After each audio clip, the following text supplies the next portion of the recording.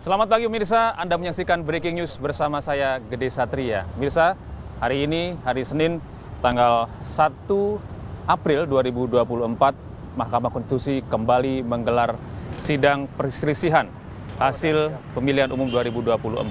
Agenda sidang pada pagi hari ini merupakan agenda sidang yang ketiga dan rencananya pemirsa dikutip dari halaman mkri.id, jadwal sidang ini sedianya akan dilakukan pada pukul 8 waktu Indonesia Barat tepat dengan berbagai agenda, diantaranya adalah pembuktian pemohon untuk mendengarkan keterangan ahli dan saksi pemohon, serta pengesahan alat bukti tambahan dari pemohon.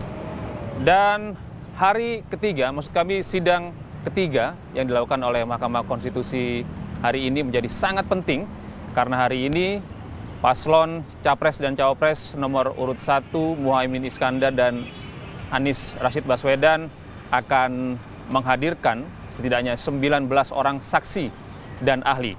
19 orang saksi dan ahli ini memang dibatasi oleh majelis atau hakim Mahkamah Konstitusi. 19 orang ini kami belum mendapatkan informasi juga akan ada berapa orang yang menjadi saksi dan berapa orang yang akan menjadi ahli yang akan dimintai keterangan pada pagi hari ini. Sementara itu pemirsa,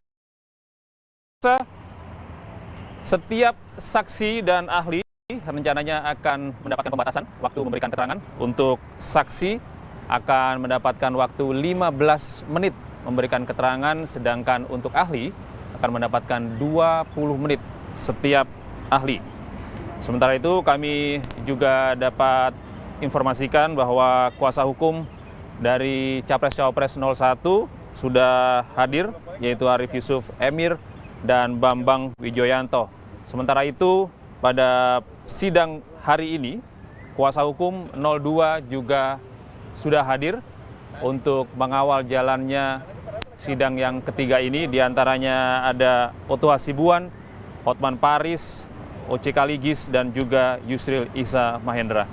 Pemirsa, dapat kami informasikan juga bahwa pantauan arus lalu lintas di depan gedung Mahkamah Konstitusi hingga saat ini masih cukup lancar, tepatnya di depan kawasan Monas. Anda juga masih bisa melintas di depan kawasan ini, namun beberapa petugas pengamanan juga sudah dipersiapkan, di antaranya dari Polwan Samapta, Polda Metro Jaya, kemudian Brimob Polda Metro Jaya, Dalmas Polda Metro Jaya, dan Baharkam Mabes.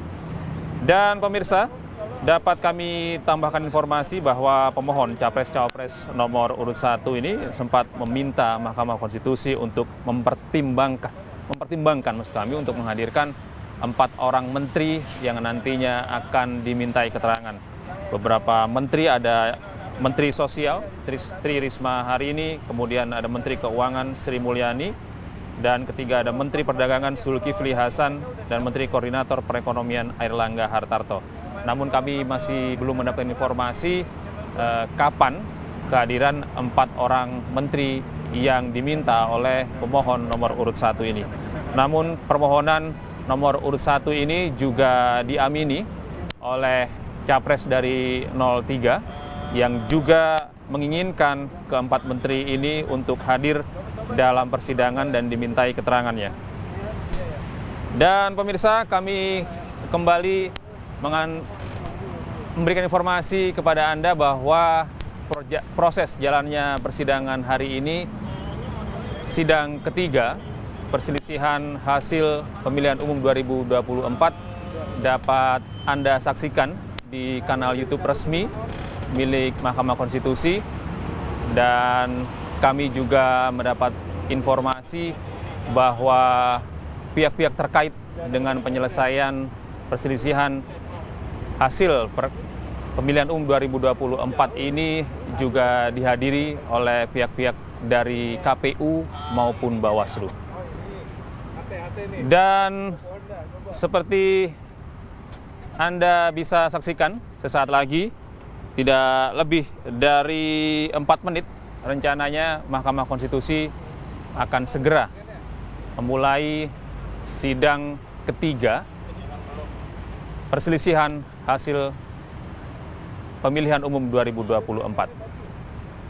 Hari ini menjadi salah satu momen yang sangat penting terutama bagi pasangan calon presiden dan wakil presiden Anies Baswedan dan Muhaimin Iskandar, karena hari ini pemohon akan menghadirkan 19 orang saksi dan ahli.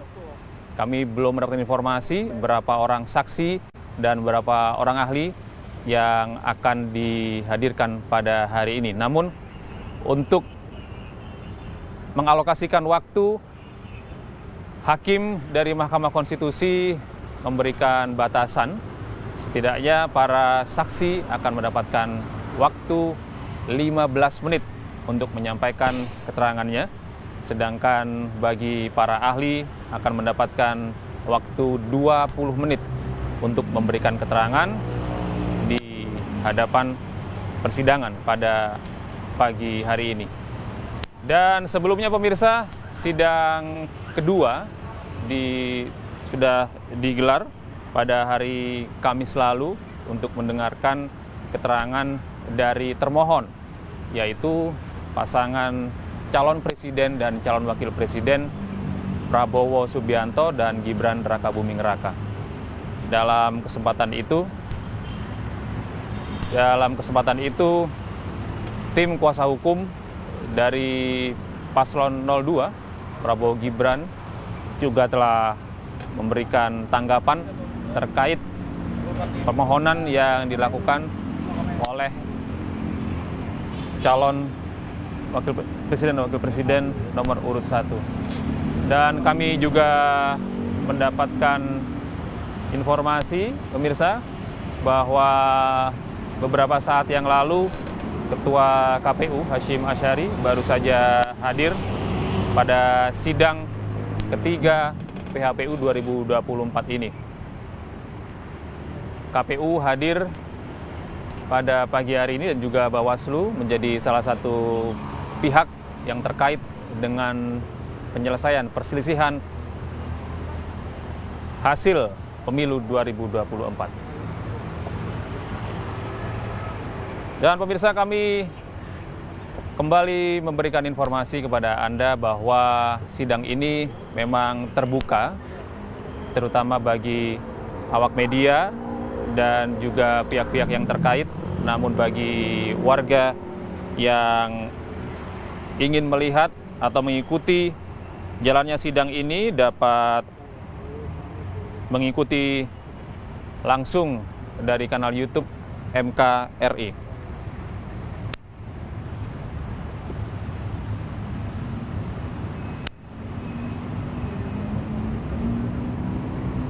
Ya, sebelum kita melihat secara langsung, pemirsa, jalannya persidangan ketiga ini, kita menuju ke informasi bahwa Mahkamah Konstitusi ini akan kembali menggelar sidang perkara sengketa atau perselisihan hasil pemilihan umum pada hari ini.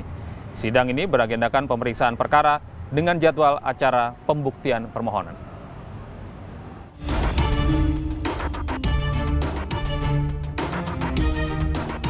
Mahkamah Konstitusi kembali menggelar sidang perkara sengketa atau perselisihan hasil pemilihan umum Senin 1 April 2024. Sidang beragendakan pemeriksaan perkara dengan jadwal acara pembuktian pemohon. Sidang digelar di gedung MKRI 1 lantai 2 jam 8 dengan pemohon Anies Baswedan dan Muhaimin Iskandar. Dalam sidang sengketa Pilpres pada Kamis lalu, tim hukum Anies Muhaimin mengutarakan keinginan untuk menghadirkan 4 Menteri Kabinet Indonesia Maju. Salah satunya Menko Perekonomian Airlangga Hartarto. Namun Erlangga mengaku belum mendapatkan undangan dari MK terkait hal tersebut. Keinginan tim hukum Amin ini juga disambut oleh tim hukum pasangan Ganjar Mahfud. Sementara itu, tim hukum Prabowo Gibran permintaan menghadirkan Menteri Kabinet Indonesia Maju untuk menjadi saksi perlu dipertimbangkan kembali.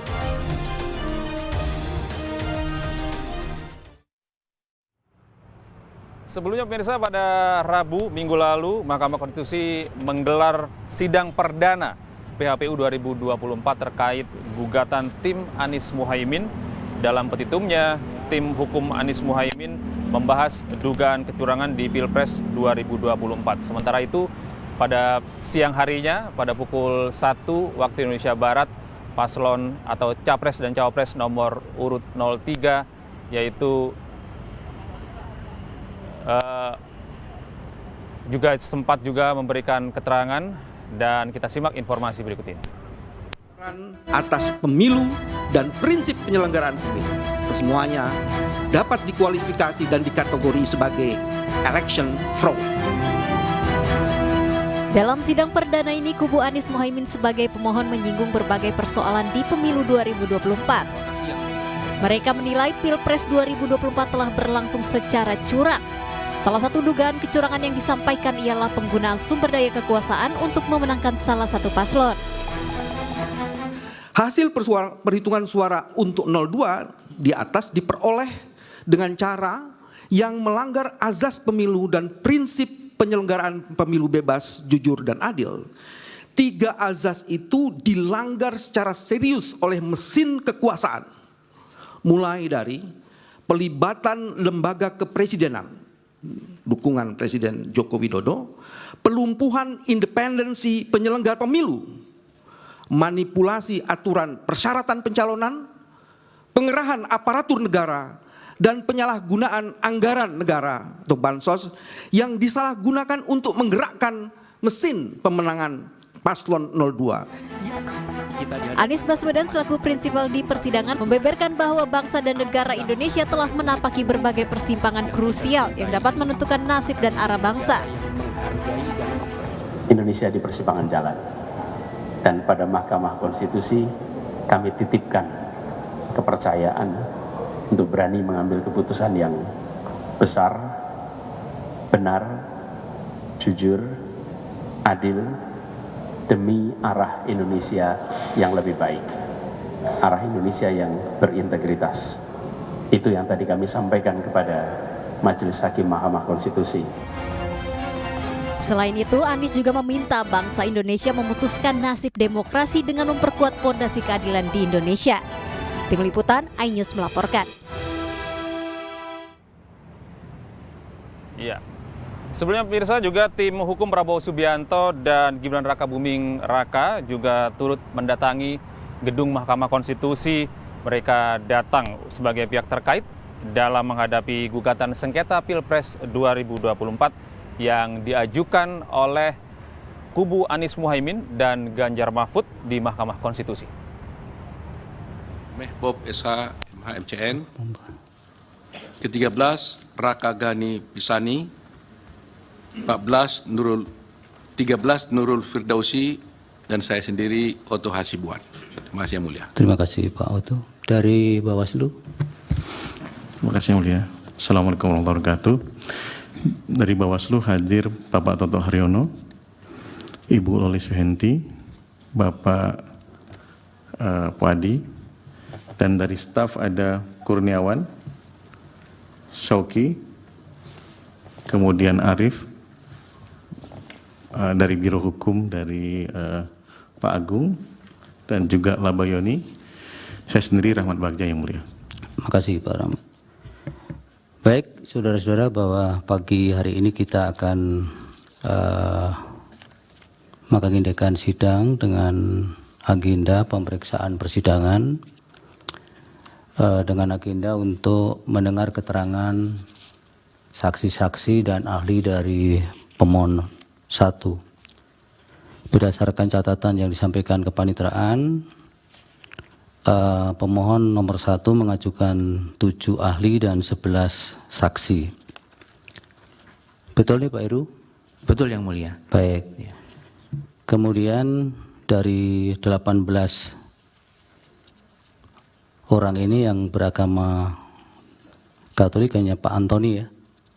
Benar yang mulia. Selebihnya Islam, baik saksi maupun ahli ya. Kalau begitu bisa maju bersama-sama untuk mengucapkan sumpah, hanya tempatnya nanti dipisah. Kelompoknya untuk ahli sendiri, untuk saksi sendiri. Silakan maju ke depan. Izin yang mulia. Ya.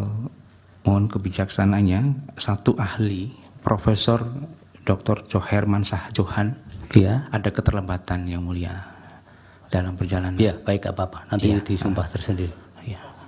Kemudian satu saksi yang pemeriksaan jarak jauh, Satu saksi agak terlambat satu, Yang Mulia.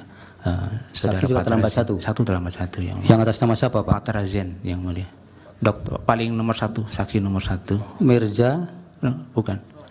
saksi Paling kan? bawah mah, Patra Zen, Yang Mulia. Patra Jen nggak ada. Arif Patra Wijaya, Yang Mulia. Nomor Arif. Oke. Ini juga belum hadir ya? iya, Yang Mulia. Baik. Kemudian yang di Amerika via Zoom, Yang Mulia, satu orang.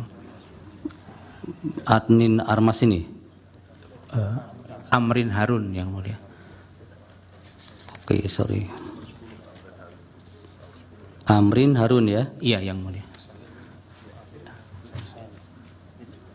Ini mau di kelompoknya dipisah antara ahli dengan saksi. Petugas mana nih petugas? Ahli kelompok kiri, agak bergeser supaya iya. Nah. Pak siapa Ridwan? Beragama Katolik ahli ya. Ahli Katolik sini sebelah kiri.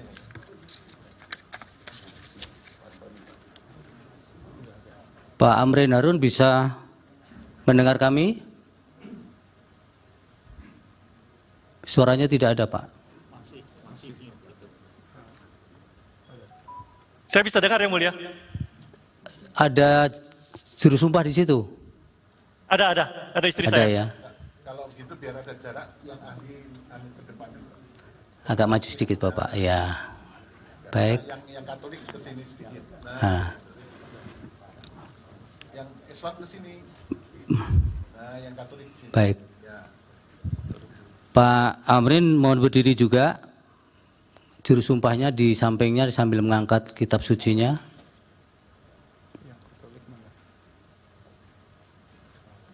Baik, kemudian untuk memandu lapas sumpah dimohon berkenan Yang Mulia untuk yang agama Islam Bapak Ridwan Mansur, yang Katolik atau Kristen Bapak? Katolik nanti dipandu Yang Mulia Bapak Daniel. Dipersilakan yang ahli dulu yang agama Islam Pak Ridwan Mansur. Baik, Yang Mulia, terima kasih. Bapak Bambang Eko, Bapak Faisal Basri, Profesor Ridwan, Bapak Fit Adrison, Bapak Yudi Prayudi, Bapak Profesor Johan Samsah, Johan belum hadir ya. Ya baik, ikuti lafaz sumpah ahli yang akan saya tuntunkan menurut agama Islam. Bismillahirrahmanirrahim. Demi Allah, saya bersumpah sebagai ahli akan memberikan keterangan yang sebenarnya sesuai dengan keahlian saya. Dilanjut yang saksi ya, untuk para Islam. Saksi, Bapak Mirza Zulkarnain, Bapak Muhammad Fauzi, Bapak Anis Priyo Asyari, Bapak Andi Hermawan, Bapak Surya Dharma, Bapak Ahmad Husairi, Bapak Maislani Suci Rahayu, Ibu ya, Ibu Mislani Suci Rahayu, Bapak Sartono, Bapak Dr. Arif Patra Wijaya, Bapak belum hadir? Belum hadir. Bapak Amrin Harun, online, secara online, Bapak Adnin Arman, juga online. Baik, ikuti lafaz sumpah saksi yang akan saya tuntunkan menurut agama Islam. Bismillahirrahmanirrahim. Bismillahirrahmanirrahim. Demi Allah. Saya bersumpah. Sebagai saksi. Akan memberikan keterangan. Yang sebenarnya. Tidak lain. Dari yang sebenarnya. Terima kasih Yang Mulia Ketua. Silakan kembali ke tempat. Oh yang Katolik, mohon Pak Daniel Yang Mulia. Baik, terima kasih Yang Mulia Pak Ketua. Pak Antoni Budiawan ya. tangan kiri di atas Alkitab, tangan kanannya 3 jari dia. Ini Alkitabnya, ya 3 jari. Baik, ikuti lafal janji akan saya tuntun ya. Saya berjanji sebagai ahli akan memberikan keterangan yang sebenarnya sesuai dengan keahlian saya. Semoga Tuhan menolong saya. Baik, terima kasih. Saya kembalikan pada Yang Mulia Pak Ketua. Terima kasih Yang Mulia. Sebelum kami persilakan ke belakang, ini dari Pak Heru yang mau didengar ahli dulu atau saksi dulu? Ahli dulu Yang Mulia. Ahli dulu. Iya. Berarti mohon keluar dulu semuanya, kecuali yang akan didengar pertama siapa Pak Heru? Pak Bambang Eka Cahya. Bambang Eka. Ya. Silakan. Selebihnya mohon menunggu di luar di ruang tunggu.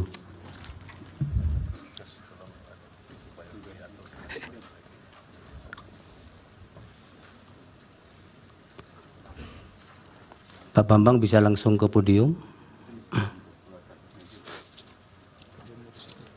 Ya.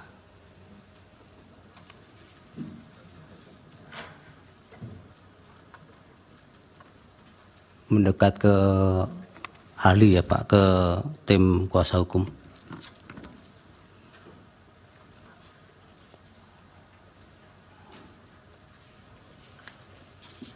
Waktunya supaya diperhatikan 20 menit untuk sudah keseluruhannya, sehingga mungkin paparan bisa 5-7 menit Pak Bambang.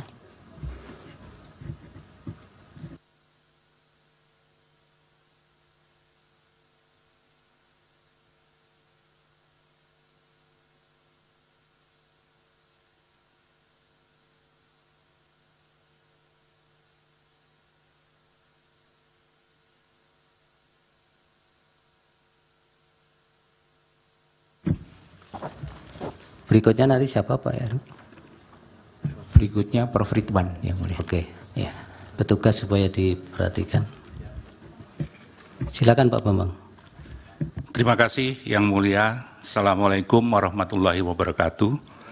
Yang saya hormati dan saya muliakan Ketua Mahkamah Konstitusi, para hakim konstitusi, yang saya hormati saudara-saudara penasihat hukum, baik dari pemohon, termohon, dan pihak terkait. Izinkan saya menjelaskan pokok-pokok pikiran yang sudah saya tulis dan sampaikan kepada majelis. Cuma dalam kesempatan ini saya akan mencoba membaca lebih ringkas poin-poinnya saja. Yang dimintakan keterangan kepada saya oleh penasihat hukum adalah tentang penetapan Gibran Rakabuming Raka, anak dari Presiden Jokowi, sebagai cawapres melanggar hukum dan konstitusi. Saya mulai dengan pasal 75 Undang-Undang Pemilu yang mengatur tentang peraturan dan keputusan KPU. Untuk menyelenggarakan ayat 1, untuk menyelenggarakan pemilihan umum, sebagaimana diatur dalam undang-undang ini, KPU membentuk peraturan KPU dan keputusan KPU. Ayat 2, peraturan KPU sebagaimana dimaksud pada ayat 1 merupakan pelaksanaan peraturan perundang-undangan. Ayat 3 saya lewati, ayat 4 dalam hal membentuk peraturan KPU yang berkaitan dengan pelaksanaan tahapan pemilu, KPU wajib berkonsultasi dengan DPR dan pemerintah melalui rapat dengar pendapat. Selanjutnya, putusan Mahkamah Konstitusi nomor 90 PUU 21/2023 telah merubah pasal 169 huruf Q menjadi berusia paling rendah 40 tahun atau pernah atau sedang menduduki jabatan yang dipilih melalui pemilihan umum, termasuk pemilihan kepala daerah. Selanjutnya, pasal 221 sampai 230 Undang-Undang Pemilu mengatur tentang tata cara penentuan, pengusulan, penetapan pasangan calon presiden dan wakil presiden. Selanjutnya, di pasal 231 ayat 4 Undang-Undang Pemilu mengatur sebagai berikut, ketentuan lebih lanjut mengenai tata cara verifikasi terhadap kelengkapan dan kebenaran dokumen persyaratan administratif bakal pasangan calon diatur dalam peraturan KPU. Pasal 18 ayat 1 peraturan KPU nomor 19 tahun 2003 mengatur bahwa dokumen yang diverifikasi adalah KTP elektronik bakal pasangan calon dan atau suami istri bakal pasangan calon. Yang kedua, akta kelahiran WNI bakal pasangan calon atau suami istri bakal pasangan calon yang telah dilegalisasi oleh instansi yang berwenang dan seterusnya. KPU telah menetapkan peraturan KPU nomor 19 tahun 2023 tentang pencalonan peserta pemilu presiden, wakil presiden pada tanggal 9 Oktober 2023 dan diundangkan dalam berita negara tanggal 13 Oktober. Dengan poin yang paling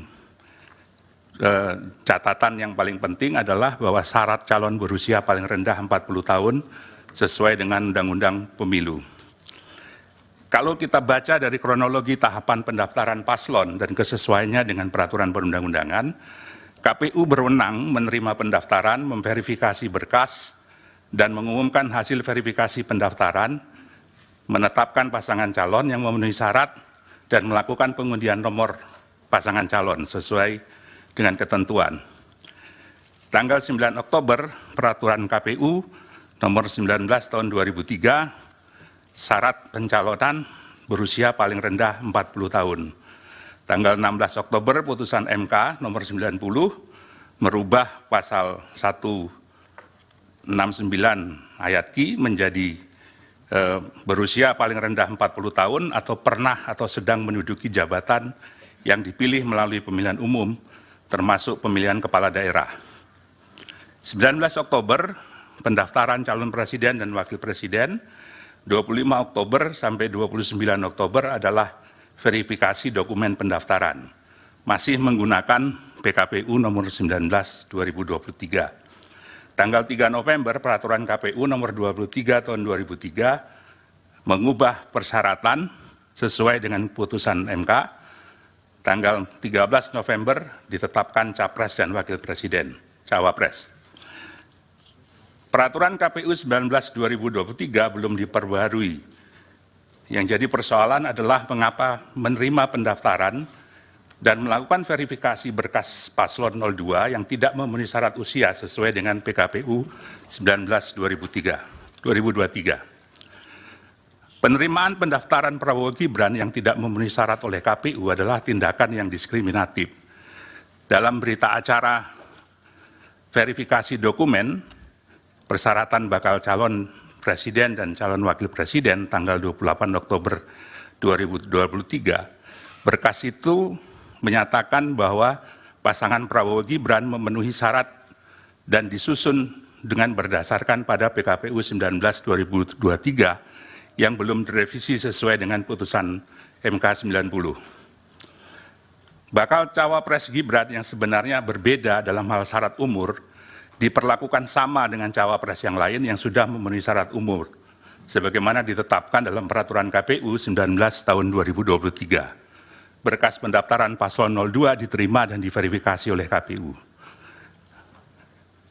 Tidak sesuai dengan putusan MK nomor 27 PUU 5 Romawi 2007 yang memuat pertimbangan berkait diskriminasi. Diskriminasi adalah memperlakukan secara berbeda terhadap hal yang sama. Sebaliknya bukan diskriminasi jika memperlakukan secara berbeda terhadap hal yang memang berbeda. Dalam kasus ini, sebetulnya cawapres Gibran harusnya diperlakukan secara berbeda dengan peraturan yang berbeda. Tapi dalam kenyataannya KPU memperlakukannya sama dengan calon wakil presiden yang lain, diverifikasi dengan peraturan yang sama. KPU melakukan tindakan dalam rangka penyelenggaraan pemilu yang tidak menaati prosedur asas dan prinsip penyelenggaraan pemilu yang ditetapkan dalam peraturan perundang-undangan pasal 3 huruf D, terutama di Undang-Undang Pemilu, yang menyatakan bahwa dalam menyelenggarakan pemilu, penyelenggara pemilu harus melaksanakan pemilu berdasarkan asas sebagaimana dimaksud dalam pasal 2, dan penyelenggaraannya harus memenuhi prinsip mandiri, jujur, adil, berkepastian hukum, dan selanjutnya. Penyelenggaraan harus netral dan selanjutnya. Menurut prinsip keadilan pemilu, menurut IDEA, Keadilan pemilu berarti memastikan bahwa setiap tindakan, prosedur, dan keputusan terkait proses pemilu adalah taat hukum. Keadilan pemilu juga berarti hak kepemiluan dilindungi, dipenuhi, dan ditegakkan. Keadilan pemilu juga berarti memberi ruang bagi pihak yang hak kepemiluannya dilanggar, membuat keluhan, memberikan keterangan, dan menerima keputusan.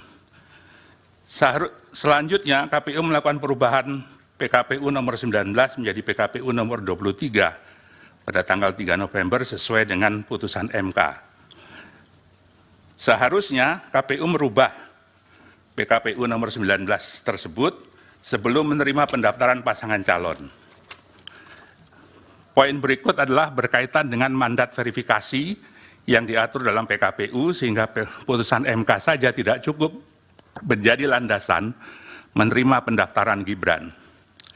Meskipun MK telah membuat putusan nomor 90 PUU 21/2023, KPU harus tetap mengubah peraturan KPU 19 terlebih dahulu untuk menyesuaikan syarat calon. Perubahan frasa dalam putusan mahkamah tidak bisa dipisahkan dari kedudukan mahkamah sebagai negatif legislator, sehingga putusan mahkamah harus dinilai setingkat dengan undang-undang yang memerlukan peraturan KPU untuk dioperasionalkan, terutama dalam peraturan KPU. Hal ini sesuai dengan perintah Undang-Undang Pemilu pasal 12, pasal 13, pasal 75 Undang-Undang Pemilu, dan lebih jauh lagi harus mengacu kepada pasal 231 ayat 4 Undang-Undang Pemilu yang memerintahkan ketentuan lebih lanjut mengenai tata cara verifikasi terhadap kelengkapan dan kebenaran dokumen persyaratan administrasi bakal pasangan calon diatur dalam peraturan KPU. Peraturan KPU atas pendaftaran Gibran adalah kesengajaan terhadap pelanggaran kepastian hukum.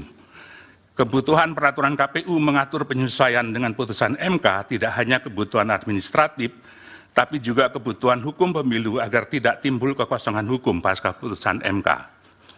Perubahan PKPU 19 menjadi PKPU 2023-2023 yang telah sesuai dengan putusan Mahkamah Konstitusi telah melewati batas akhir terhadap pendaftaran paslon dan verifikasi dokumen pasangan calon.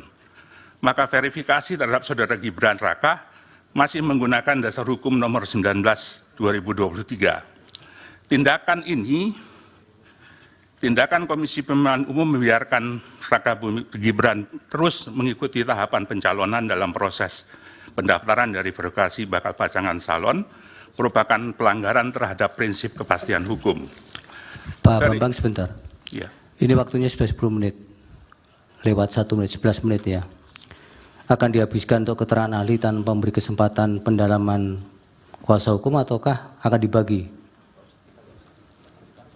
Esensinya sudah bisa ditangkap sebenarnya kan, apa yang diterangkan saksi ini. Iya, maksimal 20 menit. Tinggal 9 menit untuk pendalaman kalau. Ya.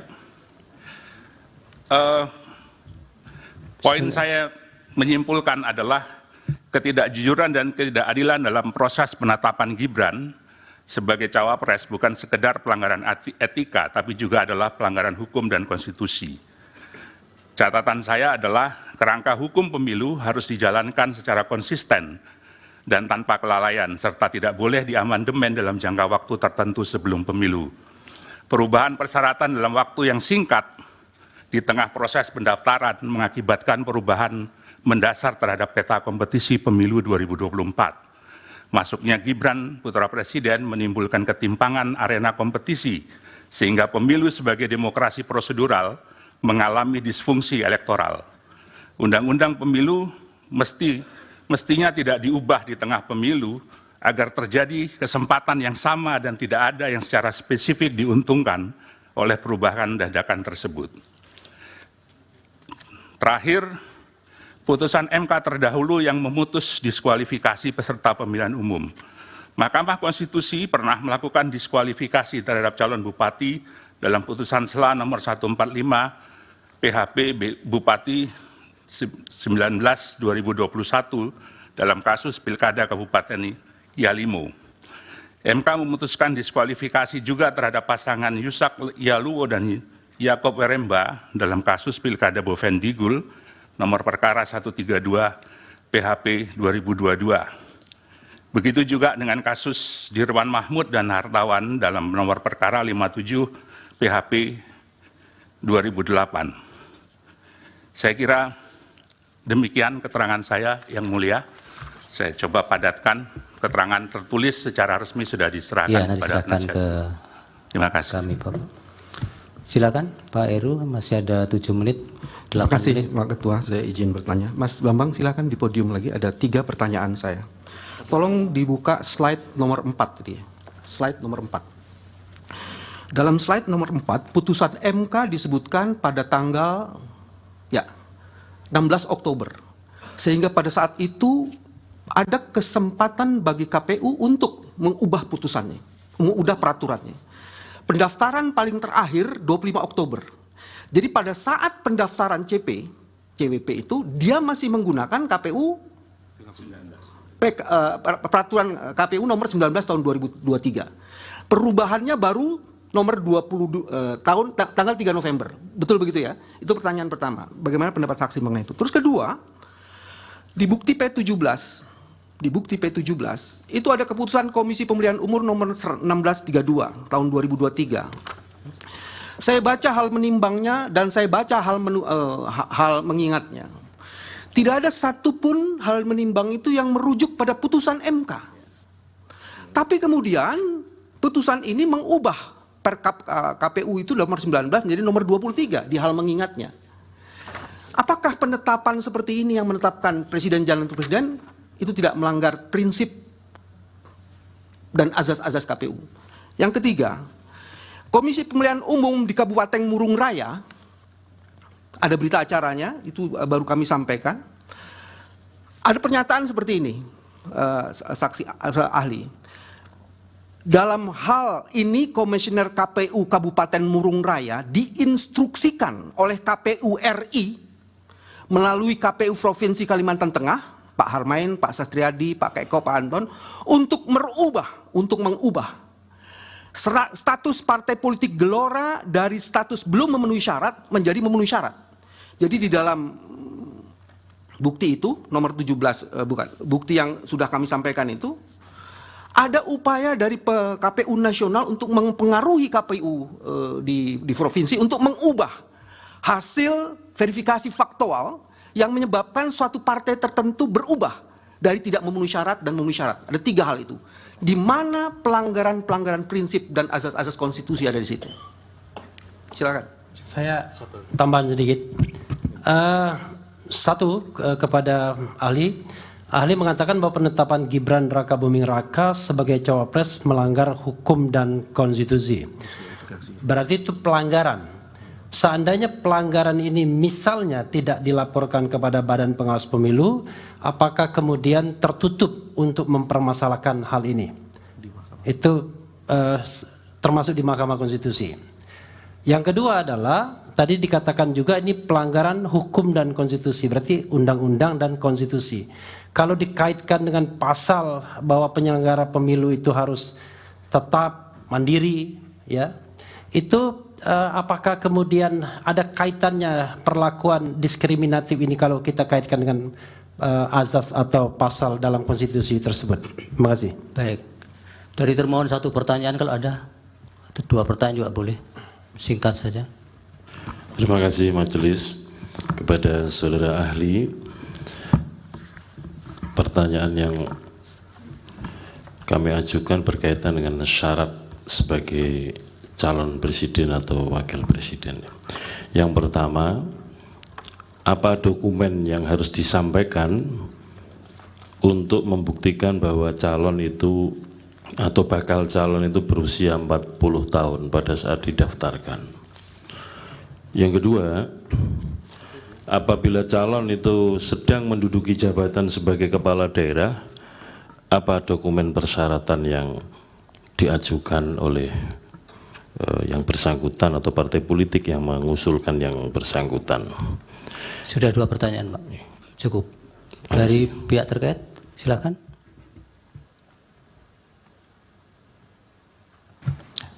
Kami ingin tanya, pertama, apakah saudara ahli tahu dan dapat membedakan antara sengketa proses dan sengketa hasil dalam pemilu?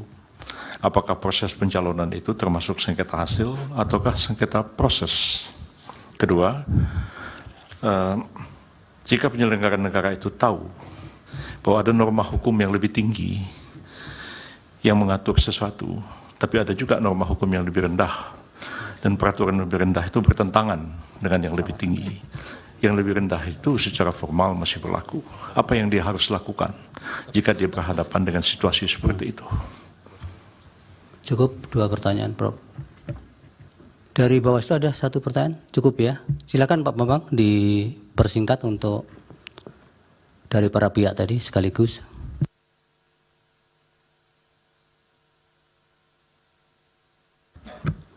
Baik, Yang Mulia. Yang pertama menyangkut dengan timeline yang tadi sudah disampaikan.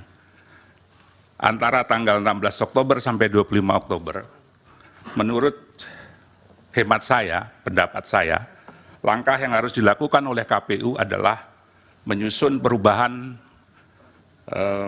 PKPU nomor 19 2023 dan mengajukannya kepada DPR. Sehingga kemudian ada kesempatan. Mohon slide-nya Yang Mulia untuk dipertunjukkan slide 4 biar bisa. Slide tadi, tugas. Nomor 4 slide. Ya. Ada waktu kurang lebih 9 hari atau 10 hari untuk merubah peraturan KPU 19 2023 ini. Dan waktu ini terbuang percuma, tidak ada tindakan yang berarti dalam mengubah peraturan KPU tersebut. Sekaligus menjawab pertanyaan Prof. Yusril tentang bagaimana kalau ada norma hukum yang bertentangan, seharusnya norma yang lebih rendah menyesuaikan dengan norma yang lebih tinggi. Nah, persoalannya adalah kerangka hukum pemilu itu tidak cuma undang-undang, tapi juga peraturan KPU. Dipertegas dalam pasal 75 Undang-Undang Pemilu bahwa untuk melaksanakan pemilihan umum, KPU harus membentuk peraturan KPU dan keputusan KPU. Peraturan itu sebagaimana dimaksud adalah pelaksanaan peraturan perundang-undangan. Dalam catatan ini, maka seharusnya KPU segera mengubah PKPU 19 2023 dan kemudian segera meminta kepada DPR dan pemerintah untuk mengadakan rapat dengar pendapat umum. Karena rapat dengar pendapat umum itu adalah diamanatkan oleh Undang-Undang 7 2017 pasal 75 ayat 4. Jadi ada proses yang harus dilewati melalui hal tersebut. Pertanyaan yang kedua, saya lupa. Ada putusan P17 KPU. ya. Iya. Keputusan Komisi Pemilihan Umum nomor. Putusan KPU menurut saya jadi cacat secara hukum karena tidak mengacu kepada putusan Mahkamah Konstitusi nomor 90. Walaupun dia mengubah, saya tidak memegang dokumennya, mengingat pada peraturan Komisi Pemilihan Umum nomor 19, ya, dan kemudian telah diubah menjadi nomor 23. Ini menjadi pertanyaan karena ketika putusan ini dibuat, peraturan KPU nomor 23 itu belum ada, belum disahkan. Ya sudah, yang lain jawab. Yang Mulia, pertanyaan saya nomor 1 belum dijawab. Saya kira belum memang, karena saya tadi kebetulan menyambung dengan pertanyaan nomor 2, Prof. Yusril. Baik, yang ketiga pertanyaan dari penasihat hukum, dalam kasus KPU Murung Raya yang diintervensi untuk mengubah status parpol Gelora, setahu saya kasus ini sudah dibawa ke DKPP, tapi menurut saya ini adalah pelanggaran serius terhadap prinsip atau asas pemilu, terutama jujur dan adil. Kenapa jujur dan adil? Karena sebetulnya hasil verifikasi faktual itu menyatakan Gelora tidak memenuhi syarat. Tapi kemudian dipaksa untuk memenuhi syarat. Berarti ada perlakuan yang tidak jujur terhadap dokumen verifikasi itu. Dan ini harusnya diselidiki kenapa bisa seperti itu. Saya nggak tahu bagaimana instruksi itu dilakukan, tapi kalau berdasarkan informasi yang diterima itu, maka ini adalah tindakan yang melanggar pada prinsip atau asas jujur dan adil. Kemudian penetapan Gibran melanggar hukum dan konstitusi. Relasinya adalah bahwa pasal 22E itu mengatur asas pemilu langsung, umum, bebas, rahasia, jujur, dan adil. Tindakan yang dilakukan oleh KPU itu mengingkari asas jujur dan adil terhadap proses verifikasi itu. Karena ada kebenaran yang tidak disampaikan dalam proses verifikasi itu, yaitu bahwa peraturan KPU belum dirubah. Sehingga ketika itu dijadikan dasar, maka putusan itu sudah tidak jujur, tidak sesuai dengan faktanya. Nah, berkaitan dengan pertanyaan syarat calon wakil presiden untuk menentukan usia 40 tahun atau belum, tadi saya sudah menyebut bahwa di peraturan KPU ada dokumen yang harus diserahkan, yaitu KTP elektronik bakal pasangan calon atau suami istrinya, dan akta kelahiran WNI bakal pasangan calon atau suami istri bakal pasangan calon. Saya kira itu menjawab kebutuhan terhadap verifikasi dokumen yang diajukan.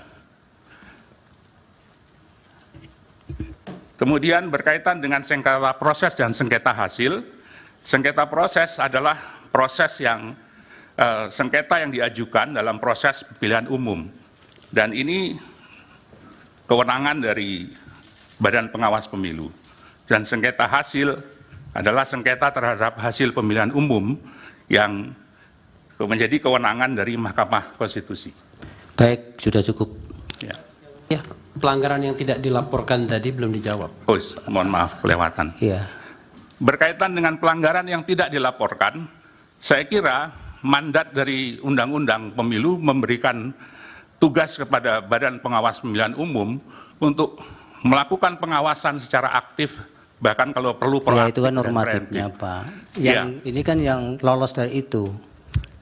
Justru itu saya harus bertanya, Yang Mulia. Seharusnya Bawaslu tahu bahwa ada persoalan ini dalam proses penetapan pasangan calon, karena dia melakukan pengawasan aktif. Pertanyaannya, apakah Bawaslu mengambil tindakan terhadap pelanggaran ini? Saya tidak tahu, saya tidak punya dokumen tentang itu terhadap ini. Nah, mungkin nanti bisa ditanyakan kepada Ketua Bawaslu. Baik. Apakah ada langkah-langkah yang dilakukan untuk pelanggaran yang dilakukan oleh KPU tersebut. Terima kasih. Baik, Yang Mulia. Pak Bambang. Dari Hakim ada? Yang Mulia, ada satu pertanyaan yang belum dijawab. Termohon. Termohon baru dijawab satu. Iya. Yang soal apabila ada orang yang kedudukannya sedang menjabat sebagai kepala daerah, dicalonkan sebagai presiden atau wakil presiden, dokumen persyaratan apa yang diajukan ke KPU? Terima kasih. Tahu Pak Bambang? Baik, setahu saya mestinya adalah SK yang bersangkutan sebagai kepala daerah, ditambah izin dari presiden, karena seorang kepala daerah harus mengajukan izin kepada presiden. Baik. Dari Yang Mulia ada? Baik, nanti Pak Heru yang ahli itu siapkan kertas sama pulpen jadi kelupaan nggak? Jawabannya ada yang tertinggal. Baik, terima kasih Pak Bambang. Keterangannya mudah-mudahan bermanfaat untuk Mahkamah dalam mengambil keputusan. Silakan dipanggil ahli berikutnya.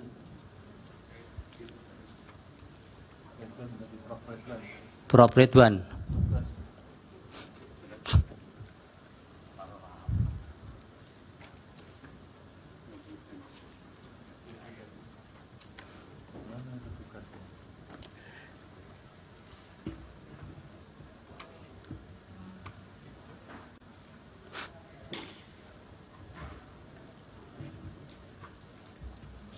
Langsung di podium, Prof, di dekat kuasa hukum biar koordinasinya lebih mudah. Izin Yang Mulia, termohon. Ya, gimana? Mohon izin sekiranya setiap ahli yang dihadirkan dan akan memberikan keterangan ada semacam keterangan sedikitlah keahliannya di bidang apa. Ada, sebenarnya ada, tapi nanti dibagi Pak. Terima kasih. Ada semacam dari CV dan nanti kami serahkan.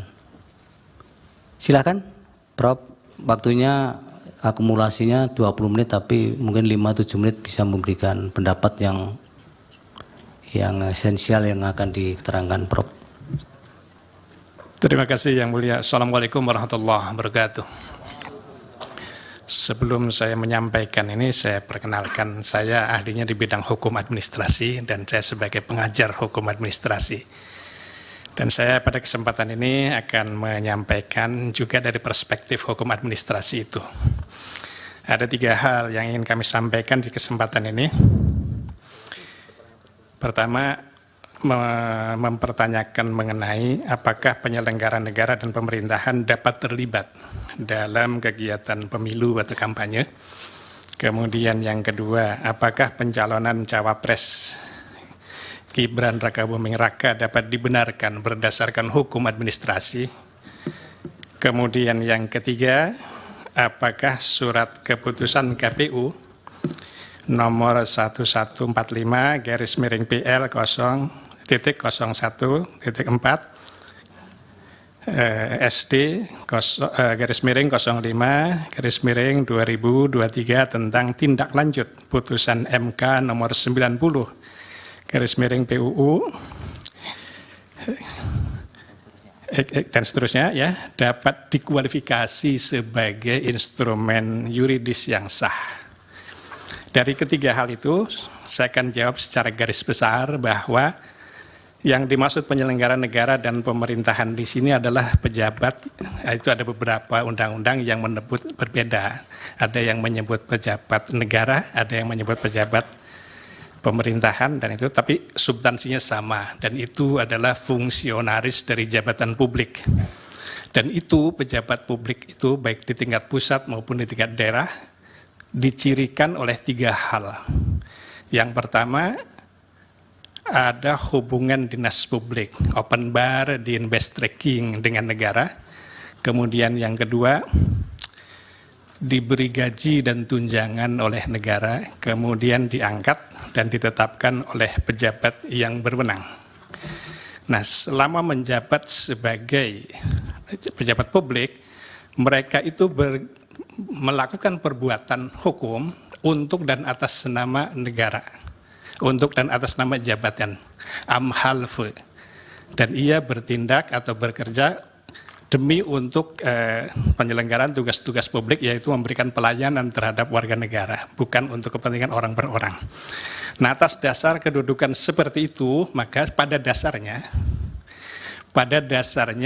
bahwa pejabat itu selagi ia berstatus sebagai pejabat, pada dasarnya secara hukum administrasi, ia tidak diperkenankan untuk terlibat dalam kegiatan kampanye. Namun, Undang-Undang Pemilu membolehkan dengan 2 syarat. Syarat yang pertama adalah boleh dengan izin cuti, kemudian yang kedua dipersyaratkan tidak boleh menggunakan fasilitas negara. Kalau syarat ini terpenuhi maka boleh, tapi kalau tidak terpenuhi maka itu secara hukum administrasi masuk dalam kategori perbuatan melawan hukum berdasarkan hukum administrasi yang dikenal dengan istilah onrechtmatig besturen. Onrechtmatig besturen itu ada 4 kemungkinan. Kemungkinan pertama adalah tindakannya itu bertentangan dengan peraturan perundang-undangan yang berlaku. Kemungkinan kedua, tergolong sebagai perbuatan melawan hukum dalam perspektif hukum administrasi adalah ada penyalahgunaan wewenang di situ. Kemudian yang ketiga, tindakan itu ada unsur sewenang-wenang, willekeur. Kemudian yang keempat, tergolong sebagai PMH dalam HAN, itu adalah tindakannya bertentangan dengan asas-asas umum pemerintahan yang baik. Oleh karena itu, dalam perkara aku, kalau ada syarat yang tidak terpenuhi, maka masuk kategori itu. Itu untuk yang pertama. Kemudian untuk yang kedua, pencalonan Rakabuming Raka dari perspektif hukum administrasi, saya menyimpulkan itu tidak sah dengan alasan sebagai berikut.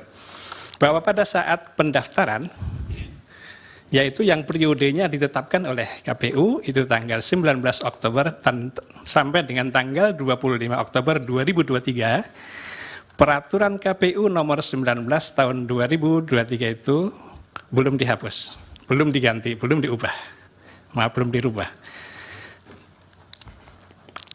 Sehingga dengan demikian peraturan yang berlaku saat itu adalah peraturan KPU nomor 19 tahun 2023 itu yang mensyaratkan calonnya itu adalah berusia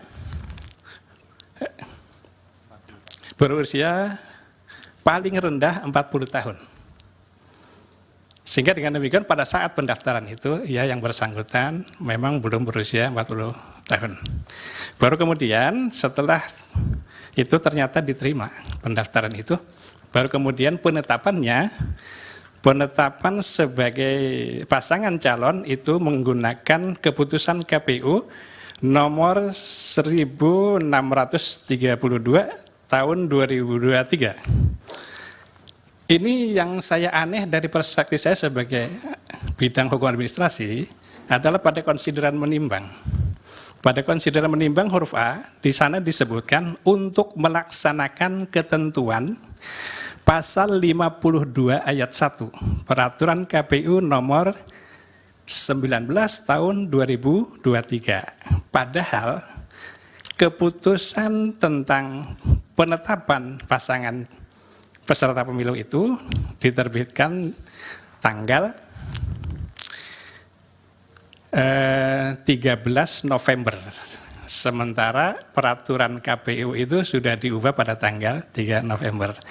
Masih dijadikan dasar pertimbangan menimbang, konsideran menimbang itu. Itu secara hukum administrasi kurang tepat karena itu sudah tidak berlaku. Mestinya yang jadi pertimbangan adalah undang-undang yang baru, peraturan yang baru. Oleh karena itu saya tidak tahu itu menyangkut masalah motivasi karena konsideran menimbang itu isinya adalah motivasi si pembuat keputusan. Dan itu yang tentu yang bisa menjawab apa tujuan dicantumkannya peraturan yang sudah tidak diberlaku tentu pada pembuat keputusan itu. Kemudian yang berikutnya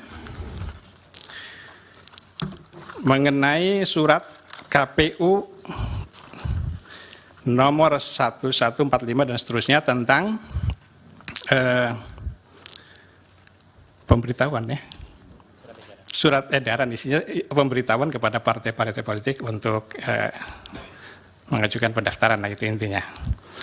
Isinya itu tentang tindak lanjut putusan MK nomor 90 dan seterusnya. Nah ini kalau dari perspektif hukum administrasi surat keputusan ini tergolong sebagai diskresi yang dituangkan dalam bentuk tertulis itu menjadi Beleitsregel atau peraturan kebijakan. Nah karena ini menyangkut diskresi, bukan peraturan perundang-undangan, maka tentu harus sesuai dengan tujuan dan syarat-syarat yang ditentukan berdasarkan peraturan perundang-undangan yang berlaku. Untuk diskresi itu syaratnya ada di pasal 24 Undang-Undang nomor 30 tahun 2014 tentang administrasi pemerintahan. Di sana disebutkan syaratnya tidak bertentangan dengan peraturan perundang-undangan yang berlaku, sesuai dengan asas-asas umum pemerintahan yang baik, berdasarkan alasan-alasan objektif, tidak menimbulkan konflik kepentingan, dan dilakukan dengan iktikat baik.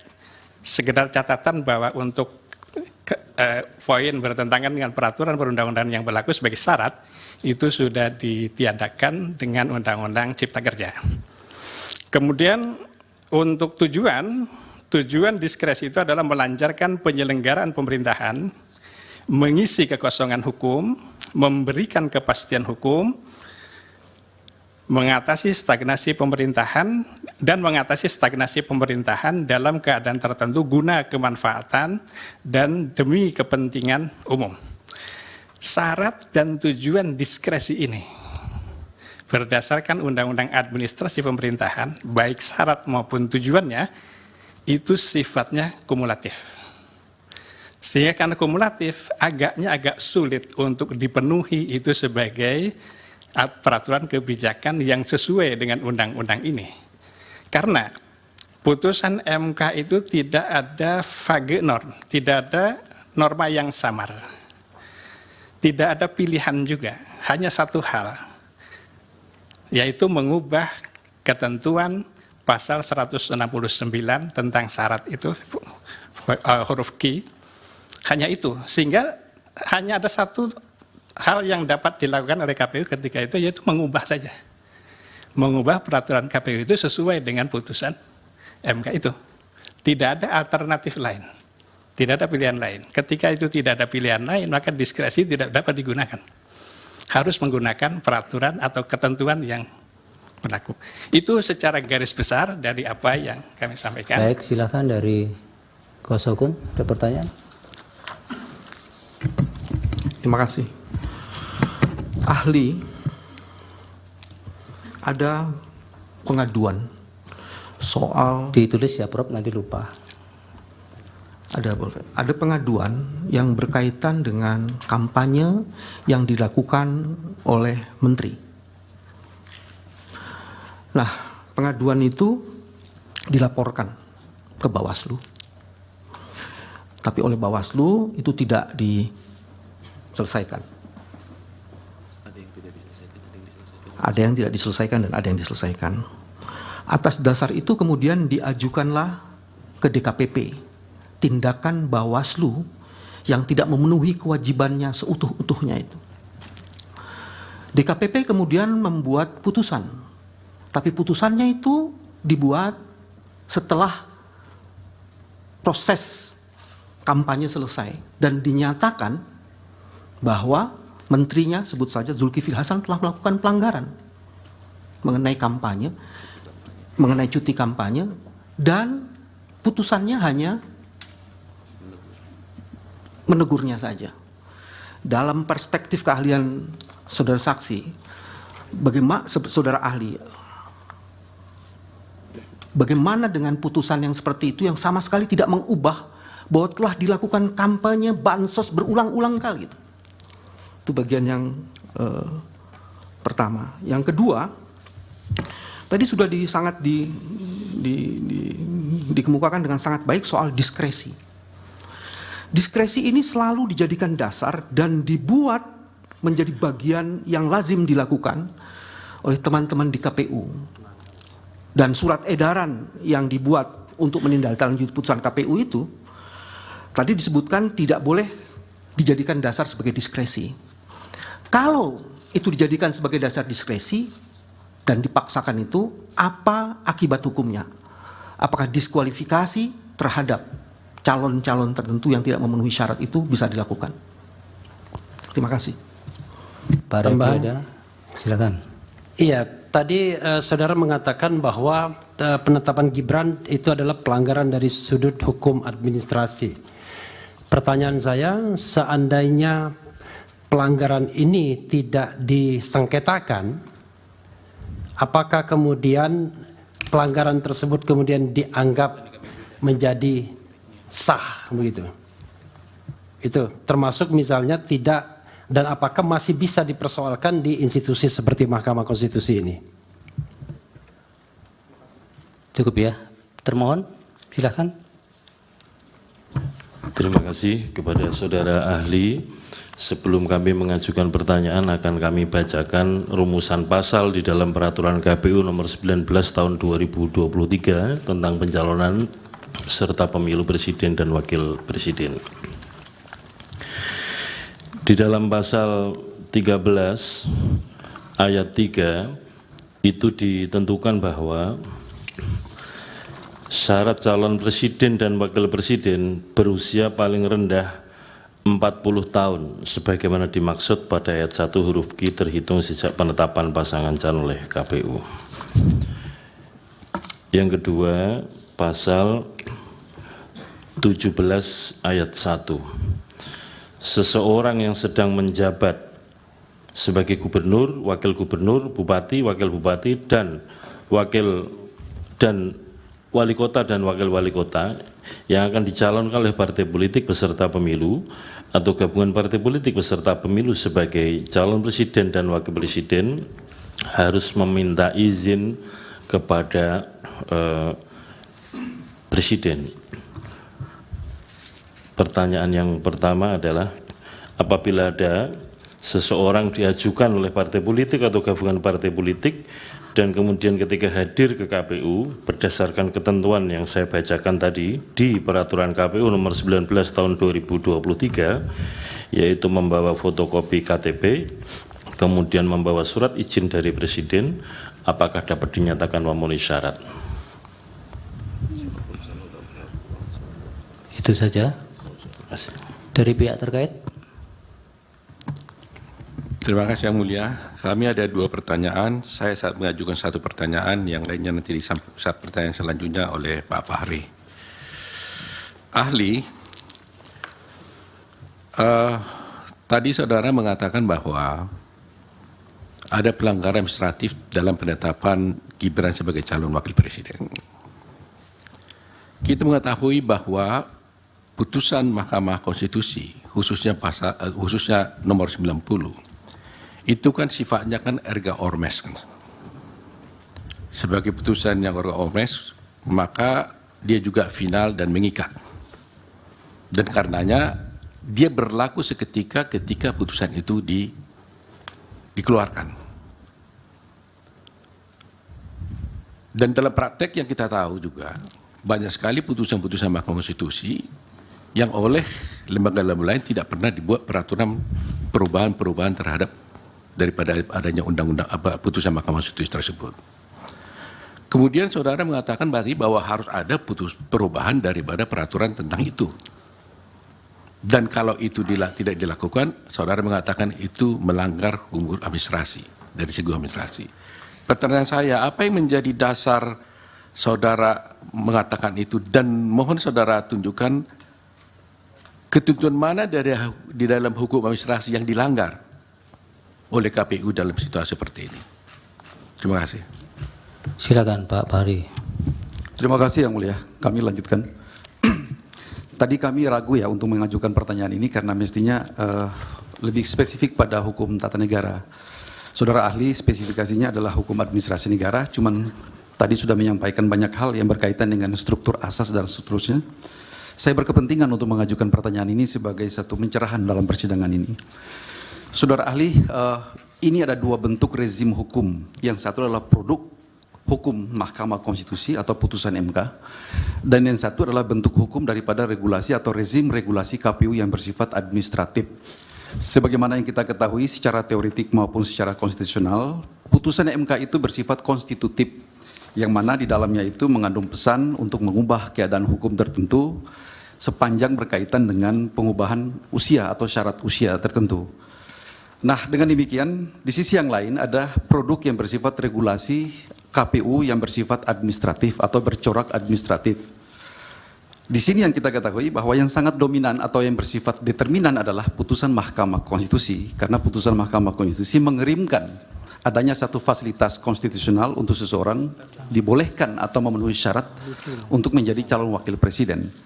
Yang saya ingin tanyakan adalah, dalam situasi seperti ini, apalagi putusan MK itu tidak bersifat ekspresif verbis untuk harus dibuatkan atau ditindaklanjuti untuk dibuatkan bentuk hukum tertentu sebagai tindak lanjut yang bersifat operatif untuk melaksanakan putusan MK itu.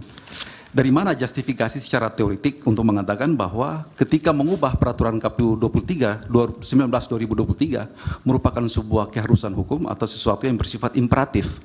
Kami butuh penjelasan ini agar kita dapat pencerahan terkait dengan persoalan ini. Terima kasih. Baik, dari Hakim ada? Cukup, silakan Prof dijawab. Izin Yang Mulia. Bawaslu. Oh, silakan, 1 pertanyaan tadi diberi kesempatan tidak. Silakan. Terima kasih Yang Mulia.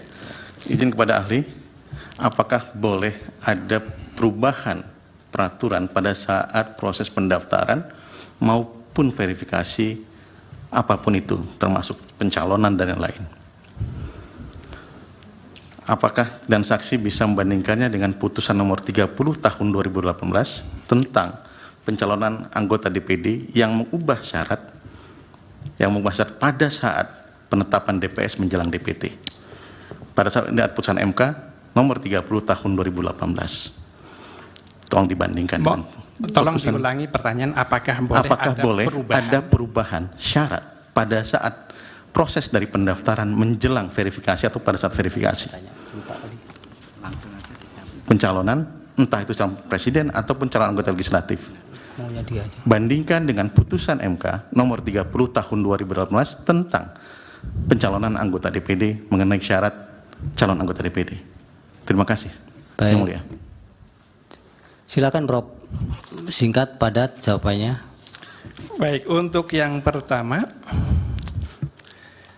masalah kenapa DKPP hanya memberikan putusan menegur. Karena memang kewenangan DKPP hanya itu, tidak bisa memberikan sanksi yang lain. Ya. Maksudnya?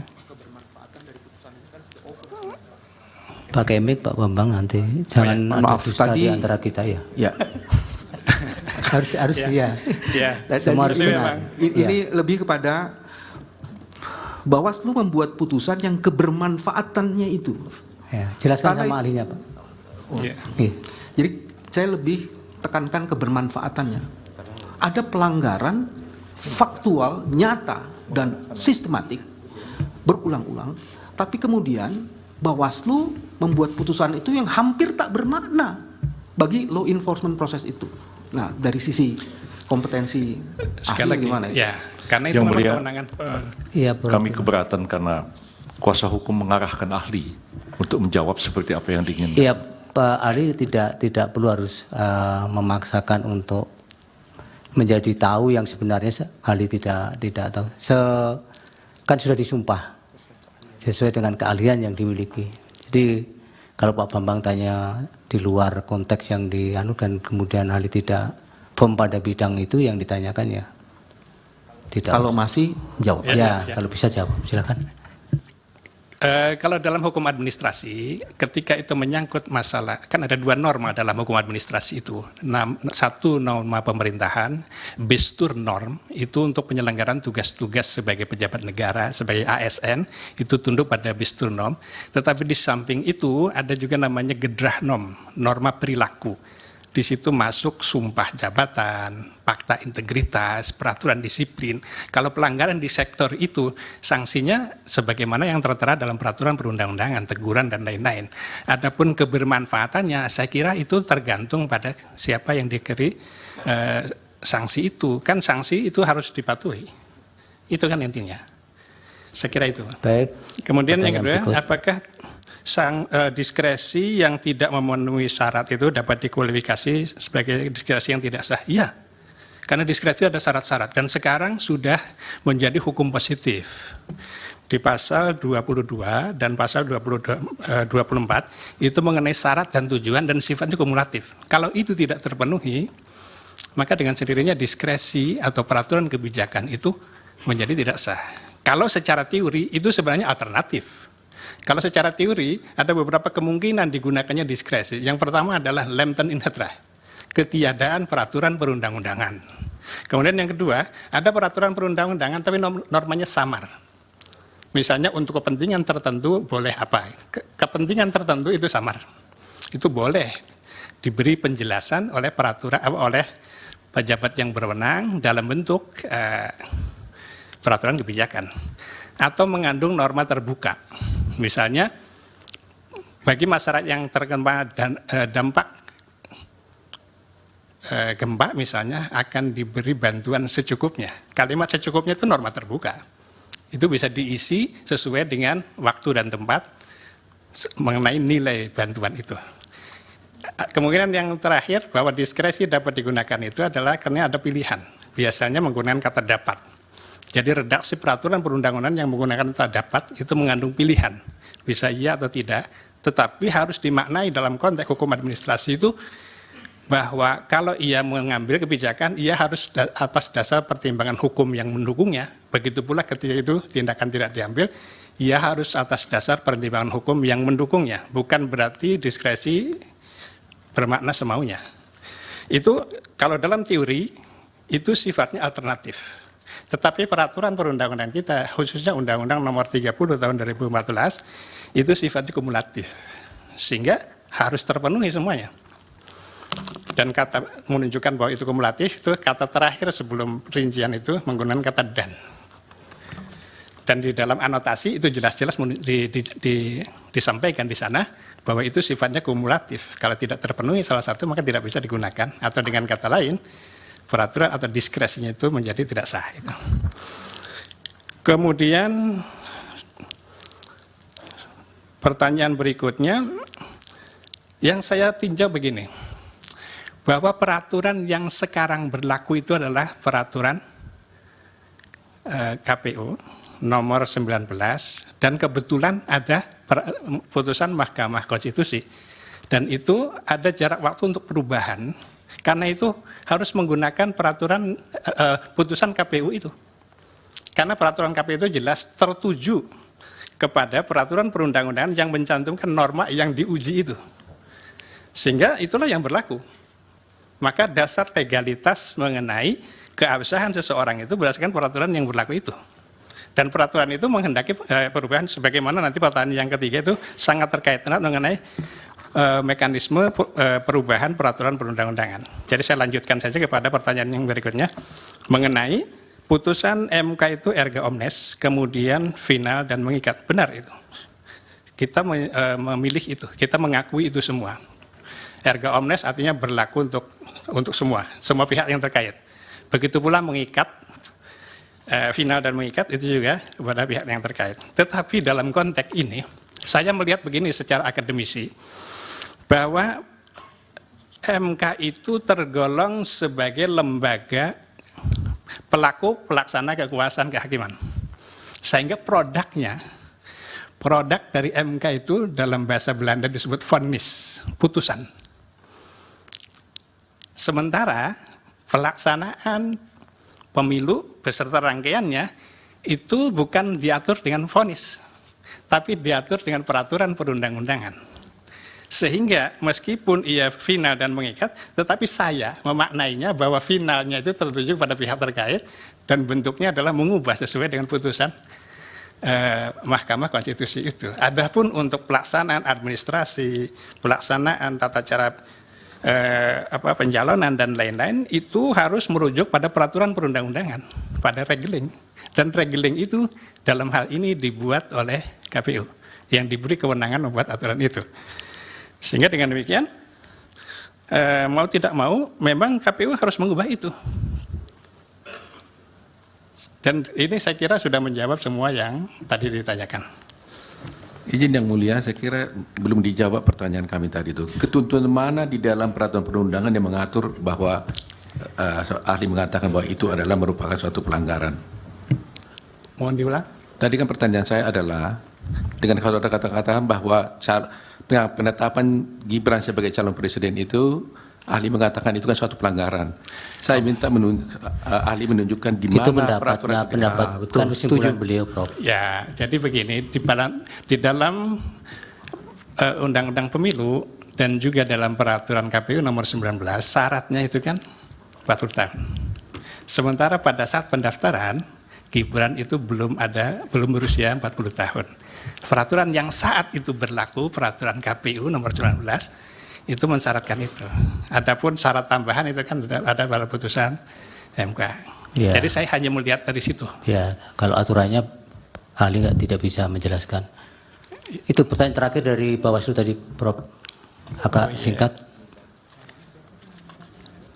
Bapak tahu tidak ada putusan tentang DPD dulu, kalau tidak bisa. Kalau saya melihat begini. Yang mulia, ada pertanyaan satu yang belum terjawab dari kami, dari pihak terkait, karena ada 2 pertanyaan. Dari saya juga belum dijawab tadi. Tadi dari ahli, kalau yang dari pihak terkait sudah sekaligus saya jawab jawaban saya seperti itu. Ya itu adanya. Jadi pertanyaan termohon tidak perlu diperdebatkan ya. Itu. Kemudian yang belum dijawab. Iya, dari Bawaslu dulu satu-satu dengan yang terakhir Pak Repli.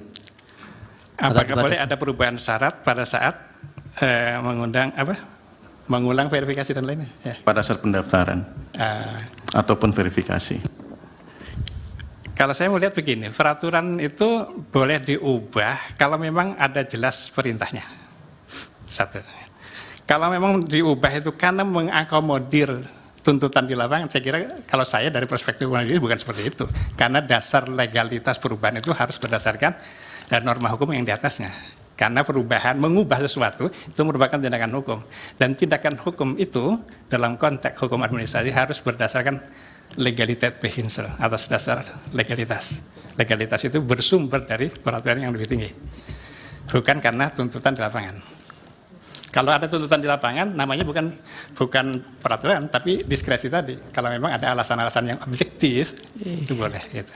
Ya, putusan MK yang membuat mengubah syarat itu? Tidak ada diskusi Pak, nanti tidak akan ketemu kalau Anda akan. Ya. Silakan Pak Repi, satu pertanyaan belum terjawab katanya. Saya mengatakan kan keputusan penetapan ini dianggap melanggar hukum administrasi karena ahlinya hukum administrasi.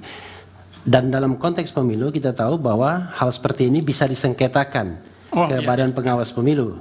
Nah, seandainya tindakan itu tidak diambil, entah alasan apapun, lupa atau tidak mau atau menunggu sengketa hasil, menurut ahli apakah kemudian itu bisa dikatakan sah dan kemudian tidak bisa lagi diperkarakan di Mahkamah Konstitusi? Sesuatu yang tidak sah secara hukum, kalau kemudian itu diabaikan, tidak diajukan gugatan, ya tidak bisa berubah dengan sendirinya. Tidak sah ya tidak sah.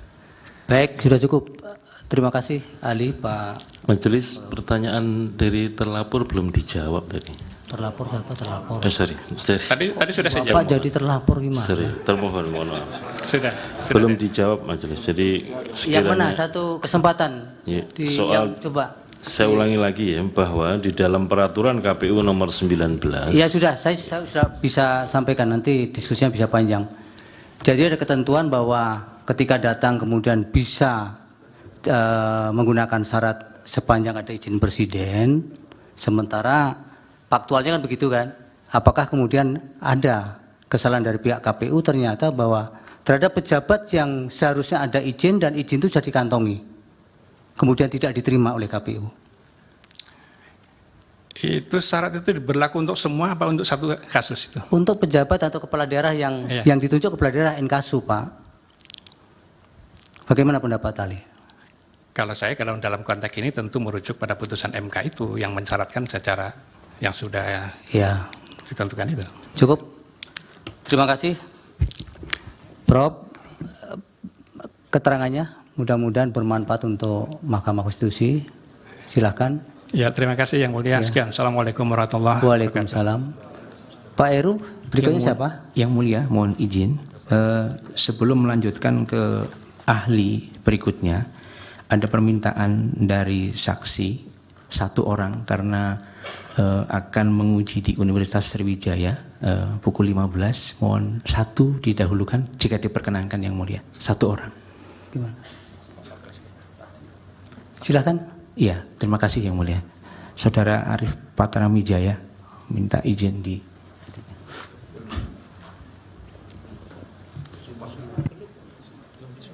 Yang sudah disumpahkan Pak Heru? Yang belum, yang mulia. Belum ya. Oke, ya, mohon izin dulu. Sudah terlambat, minta cepat pula, belum disumpah pula. Terima kasih yang mulia atas kebijaksanaan.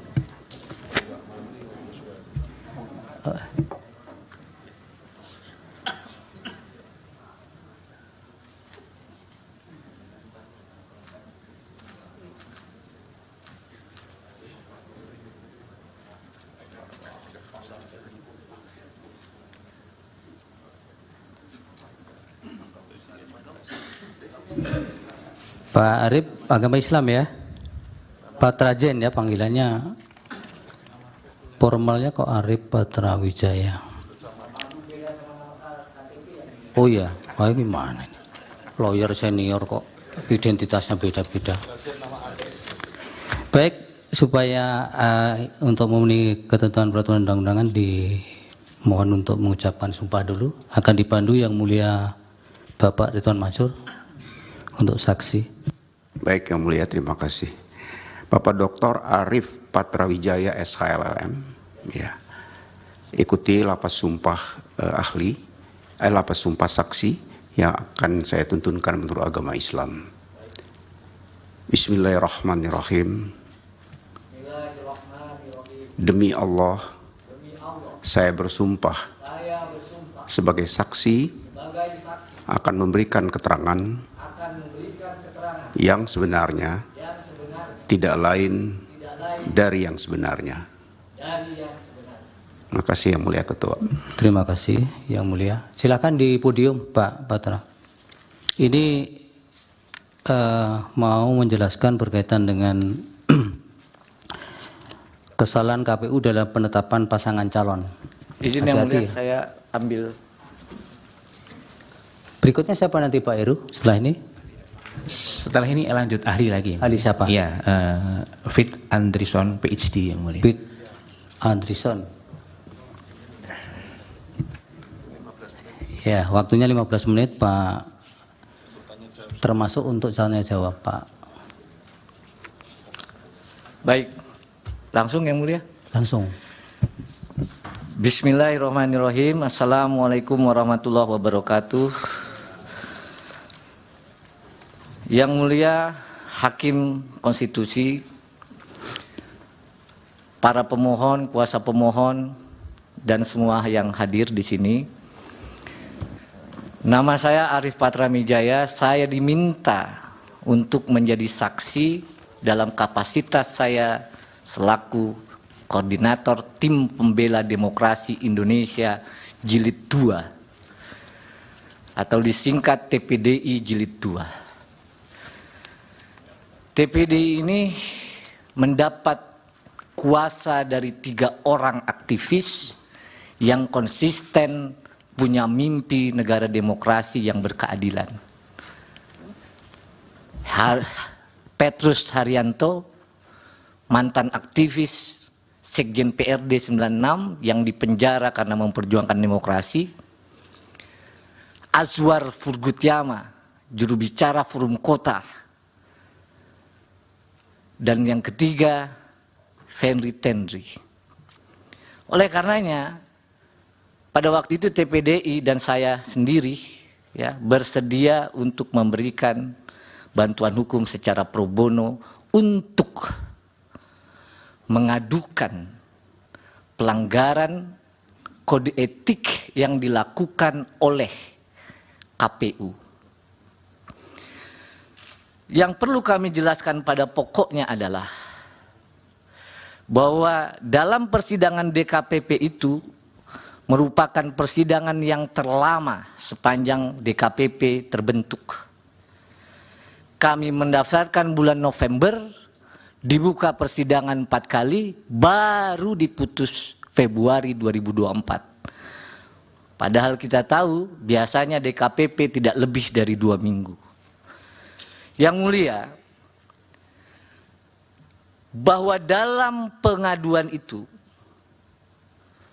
DKPP telah memutus perkara pada tanggal 5 Februari 2024. Sebelum saya sampaikan fakta persidangan dan putusannya, izinkan kami menyampaikan satu kutipan dalam kesimpulan TPDI Jilid 2.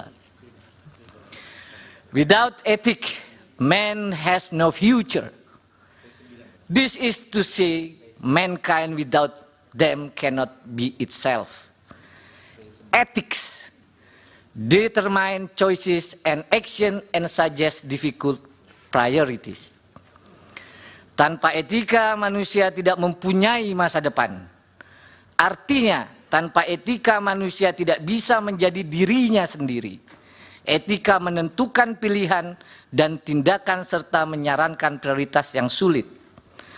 Oleh karenanya, pada pengaduan ini telah dibuktikan sejumlah fakta-fakta persidangan.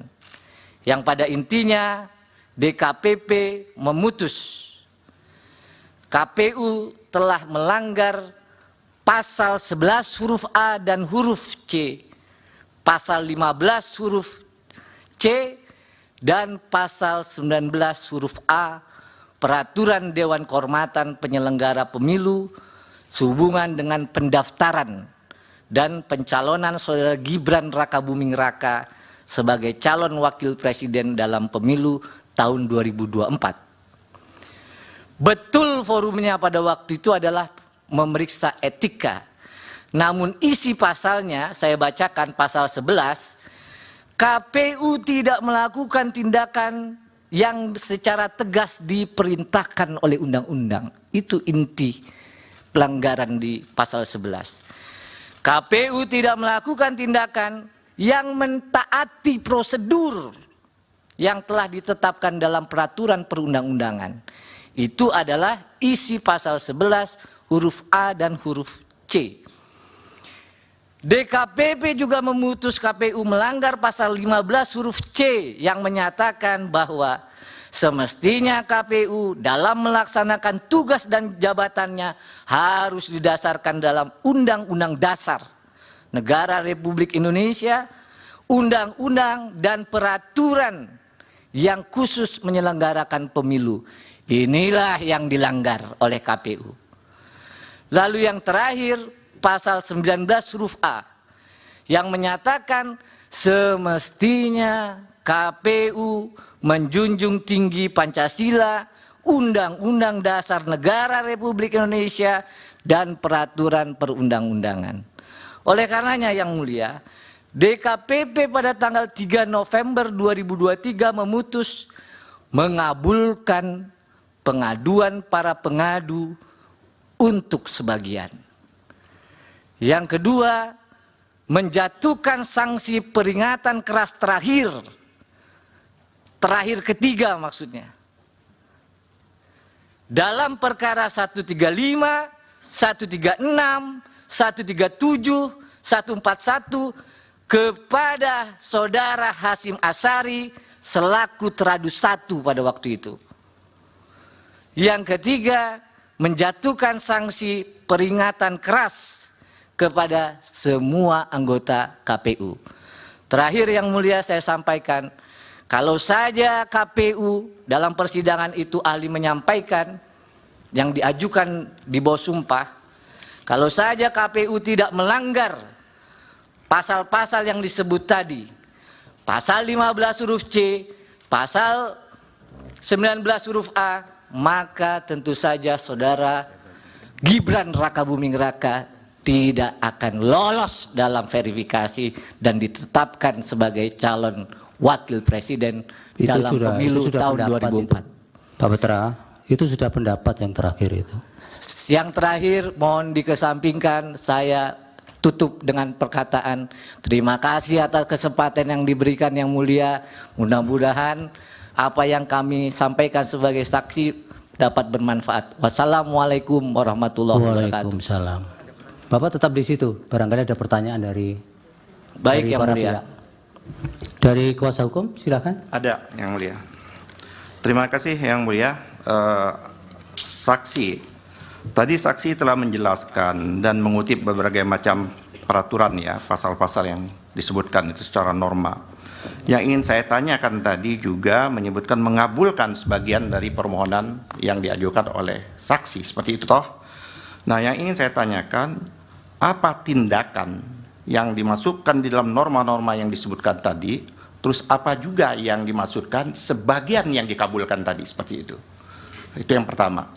Terus yang kedua, saya ingin mendapat gambaran, karena kita tentunya tidak mengikuti persidangan yang ada di KPP tersebut. Apakah saksi bisa menggambarkan proses persidangan di KPP itu sendiri? Tadi saksi menyatakan tidak hanya sekedar persoalan etik seperti itu, tapi menggambarkan bagaimana proses persidangan itu dan tentunya menghadirkan berbagai macam pihak, termasuk dari pihak Dirjen Perundang-undangan dari Kumham. Apa pandangan dan pendapat Dirjen? Jangan pendapat Pak, nggak bisa. Ini Bukan, ahli, saksi pendapat pada waktu disampaikan di persidangan itu. Setahu saksi ya. Yang silakan. Saya ulangi lagi yang mulia, apa pandangan dan pendapat yang dikemukakan oleh Dirjen Perundang-undangan Kumham pada waktu persidangan di DKPP itu menyangkut tentang PKPU yang pertama maupun PKPU yang kedua tentang proses pencalonan itu. Terima kasih. Dari termohon ada satu pertanyaan saja. Silakan. Saya ingin tahu saudara saksi, apakah di dalam proses di DKPP itu juga dibahas bahwa seluruh pelanggaran yang tadi dimaksudkan oleh kode etik perilaku penyelenggara pemilu itu juga berkaitan dengan azas dan prinsip, azas pemilu dan prinsip penyelenggaraan pemilu. Apakah juga dibahas seperti itu dan berkaitan dengan hal itu? Terima kasih. Baik, dari termohon. Terima kasih majelis kepada saudara saksi. Berdasarkan perkara yang saudara saksi ikuti dan sampai kepada putusan DKPP, bertanya adalah apakah dalam putusan DKPP tersebut KPU dinyatakan tindakannya tetap sah dalam menetapkan Gibran atau tindakan KPU menetapkan Gibran dianggap tidak sah? Terima kasih. Baik, yang diketahui ya Pak Patra. Kemudian dari pihak terkait. Terima kasih Yang Mulia. Saudara saksi, setelah DKPP menjatuhkan sanksi peringatan keras terakhir kepada Saudara Hashim Asyari, Ketua KPU, apakah fakta yang terjadi kemudian KPU membatalkan pencalonan Wakil Presiden Gibran Rakabuming Raka atau tidak? Itu sih. Cukup. Dari baik dari hakim. Cukup, silakan Pak Patra dijawab singkat-singkat saja. Terima kasih Yang Mulia. Menjawab pertanyaan kuasa pemohon, apa maksud dari dikabulkan sebagian? Yang Mulia, kami pada waktu permohonan di DKPP, permohonannya banyak. Antara lain